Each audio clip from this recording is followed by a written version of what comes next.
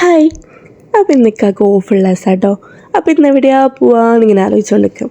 അങ്ങനെ എപ്പോഴും പോക്കൊന്നുമില്ല, പക്ഷെ എന്നാലും പോകുമ്പം കുറച്ച് കാര്യമായിട്ട് തന്നെ പോകാമെന്ന് വിചാരിച്ച്. അപ്പോൾ ദുബായ് പോകാമെന്ന് പറഞ്ഞു.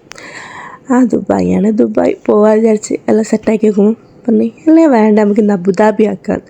അങ്ങനെ അബുദാബിക്ക് വിട്ട് പോണ്ട വെക്കാൻ പ്രത്യേകിച്ച് കാരണമൊന്നും ഉണ്ടായിക്കില്ല, പക്ഷെ എന്നാൽ അബുദാബി പോകാമെന്ന് പറയാൻ പ്രത്യേകിച്ചൊരു കാരണം ഉണ്ടായിരിക്കുന്നു. അപ്പം ഇങ്ങനെ ഞങ്ങൾ അബുദാബിയിലേക്ക് വിട്ടു. സത്യം പറഞ്ഞാൽ എന്തോ ഒരു രസമല്ലേ ഈ അബുദാബി കാണാൻ, എന്തോ ഒരു പ്രത്യേക രസമല്ലേ.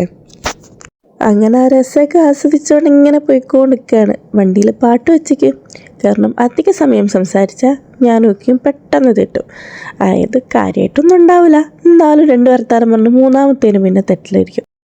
അങ്ങനെ കുറച്ചൊക്കെ വർത്താനമൊക്കെ പറഞ്ഞ് പിന്നെ കുറച്ച് പാട്ടൊക്കെ കേട്ട് എങ്ങനെ പോയി നമ്മളെ സ്ഥലം എത്തിക്കഴിഞ്ഞു.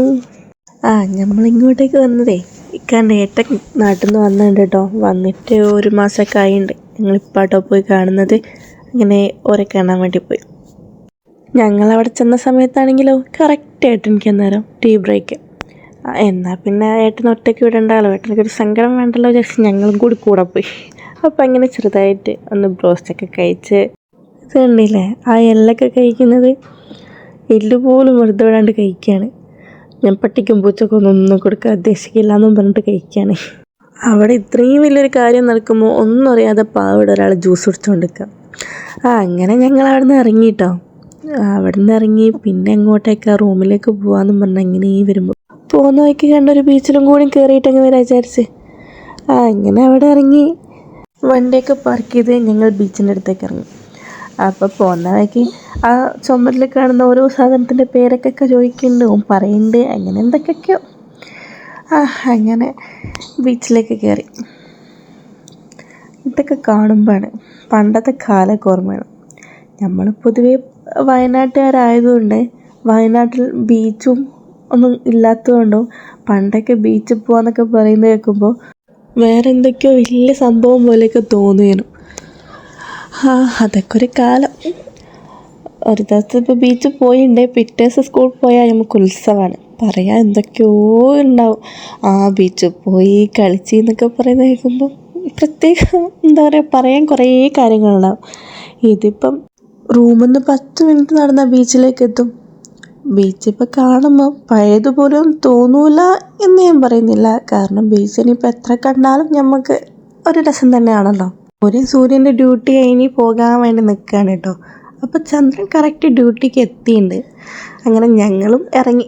ഞങ്ങളവിടെ നിന്ന് ഇറങ്ങി ഷെയ്സായത് പള്ളിയാട്ടോ കാണുന്നത്.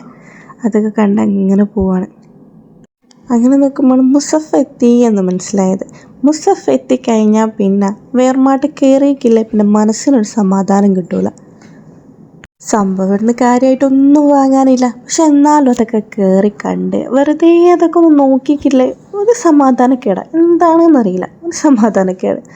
അങ്ങനെ എല്ലാം നോക്കി പിന്നെ എങ്ങനെ വാങ്ങണ്ടെന്ന് വിചാരിച്ചാലും അവിടേക്ക് കയറി എന്തെങ്കിലുമൊക്കെ ഒന്ന് വാങ്ങിപ്പോവല്ലോ.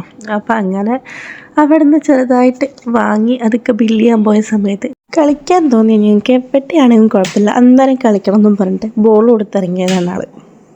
ഓൻ കളിക്കട്ടെ, ഓൻ്റെ പ്രായം അതാണല്ലോ എന്ന് വിചാരിച്ച് ഞങ്ങൾ പിന്നൊന്നും പറയാൻ പോയില്ല.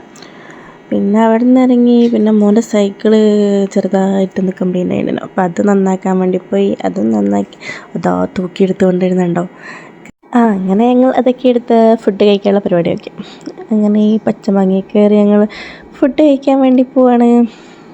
അങ്ങനെ ഫുഡൊക്കെ പറഞ്ഞ് ഫുഡിന് വെയിറ്റ് ചെയ്തുകൊണ്ട് നിൽക്കുമ്പോൾ അതിൻ്റെ ഇടയ്ക്ക് ഒരു സാലഡ് കൊണ്ടുത്തരുമല്ലോ. അതിൽ നിന്ന് ലെമൺ മാത്രം എടുത്ത് നക്കുന്ന ഒരാളാണിത്.